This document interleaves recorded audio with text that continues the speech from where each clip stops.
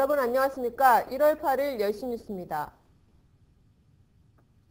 첫 소식입니다. 대통령직 인수위원회 공식 회의가 열리는 첫날, 용산 참사 유가족들이 다시 영정사진에 들었습니다. 용산 참사 유가족들은 이날 인수위 앞에서 박근혜 당선자의 용산 참사 문제에 대한 입장 표명을 촉구했습니다. 용산 참사 유가족들과 대책위는 어제 오전 종로구 한국금융연수원 앞에서 기자회견을 열고 용산 참사 문제 해결을 외쳤습니다. 2주 후면 용산 참사 4주기가 되는 시점입니다. 추모위는 용산 참사 문제는 도시 개발이라는 근본적 문제뿐만 아니라 민주주의와 인권을 가늠하는 척도이자 사회통합과 갈등 해소의 상징이라고 밝혔습니다. 추모위는 이어 그동안 새 정부의 주요 과제로 국민 대통합을 주장해온 박근혜 당선자가 용산 참사를 외면하면서 국민 통합을 말하는 것은 거짓말을 하는 것이라고 비판했습니다.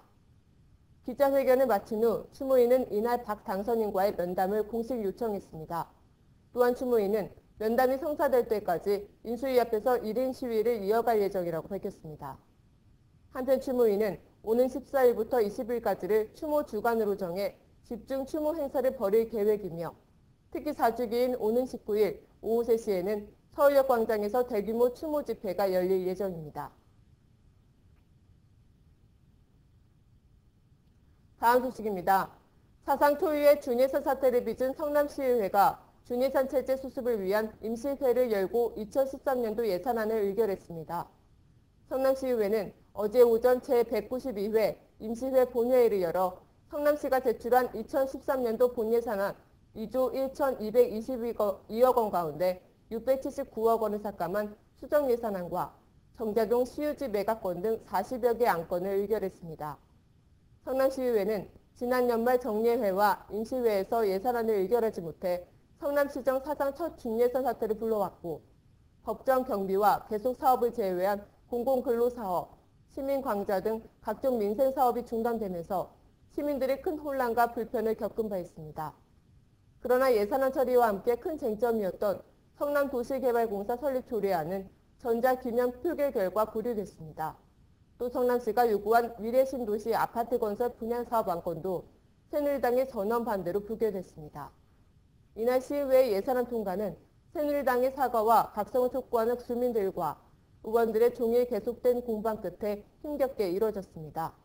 이재명 성남시장은 이날 오후 예산안 통과 직후 트위터를 통해 500여 시민들 시위 중 잠시 입장했던 새누리당 의원들이 퇴장하려다 시민들에 막혀서 회의를 속개했고 상임 위안대로 통과됐다며 시민의 승리다라는 글을 남겼습니다. 한편 이날 2013년도 예산안 통과로 준예산 사태는 피했지만 민생 예산은 삭감되는 등 누더기 예산으로 변질됐다는 비판을 사게 됐습니다. 단신입니다. 민주노총은 대통령직 인수위원회가 정리해고와 비정규직 문제 등 노동 현안 해결을 위해 노동계와 즉각 대화에 나설 것을 촉구했습니다.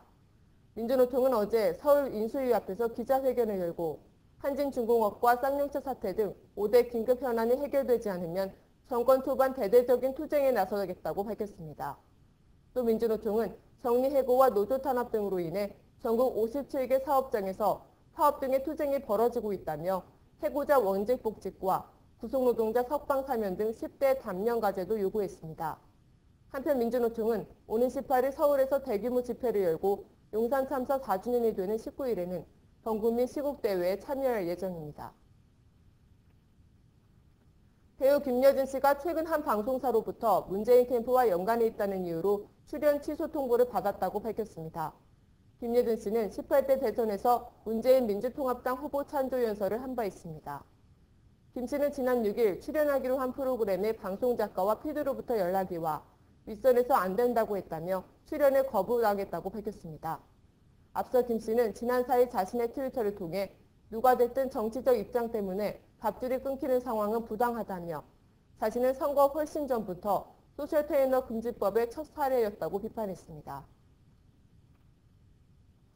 법화 스님이 법납 52세, 세수 66세의 나이로 입적했습니다. 법화 스님은 불교 성보문화재 분야의 대표적인 학생이자 대한불교조계종 통도사 성보박물관장으로도 알려졌습니다. 법화 스님은 1947년 경북 경주에서 태어나 1961년 벽안 스님을 은사로 수계했으며 1973년 통도사 승가대학을 졸업하고 통도사 영축총림 등에서 수행 정진한 것으로 알려졌습니다. 고인은 직지사, 통도사, 해인사, 월정사, 송광사, 화엄사 등 각 사찰에 소재한 성부의 실태조사를 진행해 직지사지, 한국의 명찰통도사, 한국의 불화 등을 발간했으며 이런 공로로 국민훈장 목련장과 옥관문화훈장을 받은 바 있습니다. 1월 8일 열심뉴스를 마칩니다. 지금까지 강민선이었습니다. 감사합니다.